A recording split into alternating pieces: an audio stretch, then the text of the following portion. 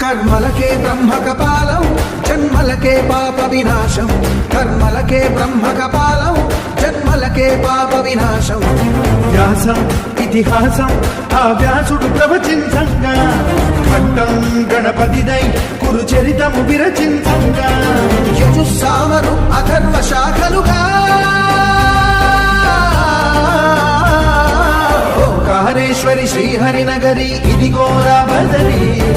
వైకుంఠేశ్వరి శివికి నగరి అదిగో మహిమగిరి